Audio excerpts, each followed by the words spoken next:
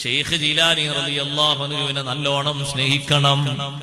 അവരെ സ്നേഹിക്കുന്നതിന്റെ മാർഗമാണ് ഫാത്തിഹ ഓതാൻ കഴിയുമോ? ഒരു ഫാത്തിഹ, അതിന് ഇത്ര അധികം സമയം വേണ്ടല്ലോ. അവർക്കൊരു ഫാത്തിഹ എപ്പോഴും ഓതൂകിൽ അവരെ ദുആയും ബറക്കത്തുമെത്തൂമേ. എന്നും അവർക്കൊരു ഫാത്തിഹ ഓതുന്ന ആൾക്ക് ഷെയ്ഖ് ജീലാനി റളിയല്ലാഹു അൻഹുവിന്റെ ബറക്കത്തും അവരുടെ സഹായവും എത്തുമെന്ന് പഠിപ്പിക്കപ്പെട്ടിട്ടില്ലേ? വലിയ പണ്ഡിതനായ ഖാദി മുഹമ്മദ് റഹ്മത്തുള്ളാഹി അലൈഹി നിസ്സാരക്കാരനല്ല. കോഴിക്കോട് ജീവിച്ച ഖാദി മുഹമ്മദ് റഹ്മത്തുള്ളാഹി അലൈഹി ഷെയ്ഖ് ജീലാനി റളിയല്ലാഹു അൻഹുവിന്റെ മഹത്വങ്ങളൊക്കെ എണ്ണി പറഞ്ഞിട്ടാണല്ലോ മുഹ്യിദ്ദീൻ മാല രചിച്ചത്. ആ മുഹ്യിദ്ദീൻ മാലയിലെ മഹത്വങ്ങളൊക്കെ പറഞ്ഞിട്ട് നമ്മെ പഠിപ്പിച്ചു. അവർക്കൊരു ഫാത്തിഹ എപ്പോഴും ഓതൂകിൽ അവരെ ദുആയും ബറക്കത്തുമെത്തൂമേ.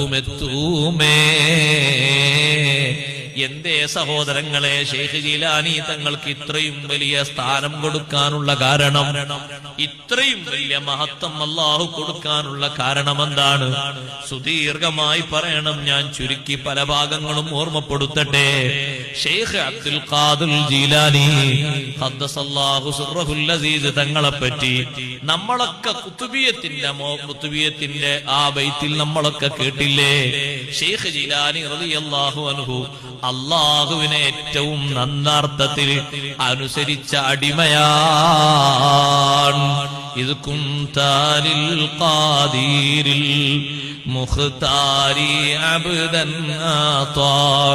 അഅതാക മിൻ ഖുദ്റത്തിൻ മാ ശിഅത മിൻ മുസ്തതാഅ ഫഅൻത മുഖ്തദിറുൻ في خلقه ومطاع أنت الوكيل له يا محيي الدين يا محيي الدين يا محيي الدين يا محيي الدين عبد القادر ജീലാനി.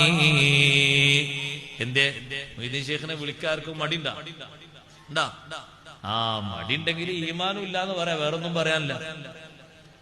മൊയ്തീൻ ശൈഖ് റളിയല്ലാഹു അൻഹു മഹാന്മാരെയും വിളിക്കാനൊന്നും ഒരു മടിയും വേണ്ട. അത് ദീനിൽ സ്ഥിരപ്പെട്ട കാര്യമാണ്.